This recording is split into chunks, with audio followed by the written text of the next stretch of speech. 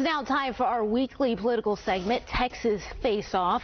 Joining me this morning is Ed Espinoza, the Executive Director of Progress Texas, and Matt McColviak, Chairman of the Travis County Republican Party. Thank you guys for being with us today. Sure to be here. Well, I want to talk about this thing first, and you guys, I'm sure, have heard a little bit about it this morning. The internet, Twitter is, very much buzzing about this. So just this morning, MJ Hegar announced that she's running for Senate against John Cornyn. Now, this is after she ran for Congress in November. So I want to hear from you guys. What do you think about her taking this next step on a bigger stage this time? Does she have a chance here? No, I don't think she has a chance. I would say like a 1 in 10 or 1 in 20 chance. Generally you don't run for one office, lose, and then run for a bigger office, but that's what's happened here. Look, I certainly respect her military service. She was a helicopter pilot, decorated military veteran, and I think we all thank her for her service. This is a bit puzzling to me. I don't know that she's going to be able to scale and become a statewide candidate. And she ran a lot on her biography. She had a viral ad that got a lot of attention, raised a lot of money, and she did overperform in the race for Congress, but she did lose by 3%. I think the challenge she's going to have is that her positions are more liberal than the state is, and so she's going to have to convince people she's not a liberal candidate, and I think that's going to be a problem for her in a conservative state. Okay, so you don't think she has a chance here, but what do you have to say? Yeah, I think her chances aren't bad. She ran in a heavily gerrymandered seat 2 years ago and came within 3 points. Not even 2 years ago. It was like 8 months ago at this point. So running statewide, I think, changes the dynamics. It doesn't bind her to the district boundaries of a gerrymandered seat. Now she can take her case to all of Texas. She came within 3 points in that seat. Beto O'Rourke came within 2 points statewide. And now you're heading into a presidential election where turnout, in theory, will be higher, although in the midterm it was basically presidential year turnout here. So it is a different race. She is a very capable fundraiser. She has a good story, a good military service behind her, and I think it makes for a compelling race in 2020. So we're off to a good start. May not be the only one running, but so far it's definitely the strongest Democrat in the race. We'll see what happens. And you mentioned those margins were pretty close for her as well as for Beto, and this is in a red state, Texas. So what do you think this says about the Democratic Party moving forward here? Well, I mean, the Democratic Party had a great year in 2018. They picked up 12 seats in the legislature, 2 seats in the Senate, 17 seats all in total going back to 2016. The contesting races all over the ballot. So I think what you're seeing is more parity in this state. A lot of times we see Texas as a red state. Really, it's a non-voting state. And of course, you have Republicans elected all up and down the ticket in Texas, but that's not necessarily representative of what the state looks like. The state is much more closely divided, and I think you're starting to see that in our elections as well. Well, and Matt, and is this something that Republicans here, do they need to do something differently to kind of lessen those margins a little bit? Well, yeah, there's no question 2018 was a bad election cycle for Republicans in Texas and across the country. We lost control of the U.S. House of Representatives. We did gain seats in the U.S. Senate, but in Texas, the Democrats made up ground. I think that's primarily because Beto O'Rourke had $80 million to spend, and it was the last election cycle where we'll have straight ticket voting. That's not going to be in place in 2020, and so that combination is not going to be in place in 2020. I think the important thing about MJ Hegar is she doesn't start where Beto ended. She's probably known by 5% of Texans today. It's an enormous task to become a statewide candidate, and she was able to raise money on a viral TV ad that got a lot of attention, a viral video last time. I don't know whether she's going to be able to do that now in a presidential cycle. There's a lot of other races. I would point out one thing about her announcement video, which was heavily about her biography.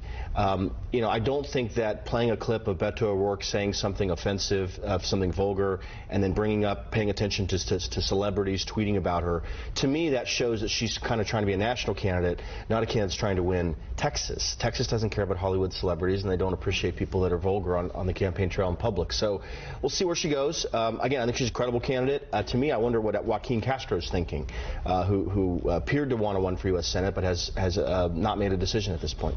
Okay. Well, let's switch gears here and talk about the Russia investigation.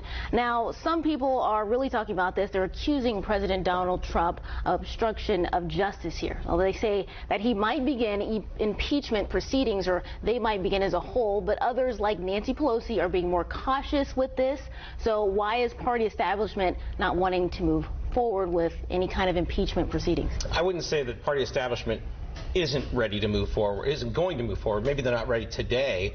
but it's definitely something to consider. Look, Mueller put together a report to be talked about so that he could go before Congress and answer some questions. I think it has to be investigated. Just because we think that the president will be acquitted in the Senate if there is impeachment doesn't mean that there shouldn't be an investigation. There should be conversation about this, and if he did do wrong, he should for it. The party has to stand for something. I know Republicans don't want to see impeachment. They don't even want to go on record of this because there are senators in Maine, Maine, Colorado, Arizona, and North Carolina that don't want to go on record against impeachment. But it is a complicated situation for them. The bottom line is Democrats have to stand for something, and if they want answers to questions, they have to be in a position where they can ask those questions, which means starting this process. All right, now is the possibility of impeachment a concern at all for Republicans?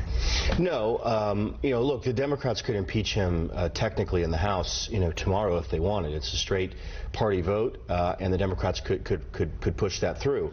While Ed brings up incumbent Republican senators who might be in a tight spot, I think there are also Democratic members of the House that are in a tight spot. I think there's 25 of them or so who are in districts that Trump won in 2016. These are moderate Democrats that don't want to move towards socialism generally, and they're not really calling for impeachment. I think what's interesting here is the liberal progressive base of the Democratic Party wants to move towards impeachment, but Democratic Party leaders don't.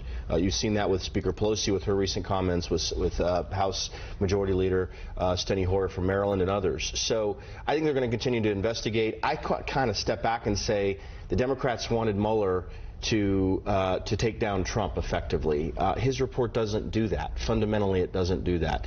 It entirely erases the issue of collusion and conspiracy, and it says there's evidence on both sides of obstruction, but didn't choose to prosecute on that issue. So I don't know what they'd be impeaching him for at this point. If they want to continue to investigate him, they can do that. That's not going to make anyone's life better. Okay, and last point that I want to bring up here really quickly is about early voting that started yesterday. Now, there's not a lot of attention drawn to the May 4th voting here as, comparing to the presidential election, but it's important for local government. So some of those races include city council races that are Cedar Park, Kyle, and Leander.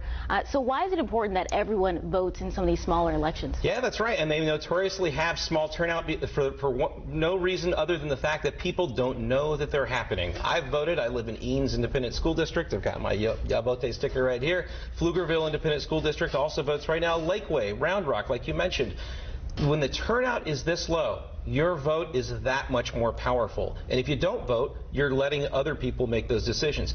But like I said, the biggest barrier is that people don't even know. So the best way to find out is they can go to votetravis.com, or if you live in Williamson County or Hayes County, you can go to any of those county election sites and find out what's on the ballot and cast your vote in school board and city council races.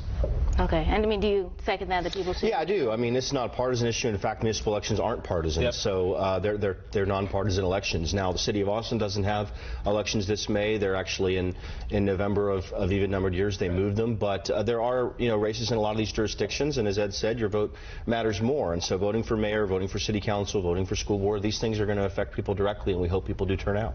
All right. Well, thank you both for talking on all those topics today. Really appreciate you being with us today. Thanks. All right. We'll be right back.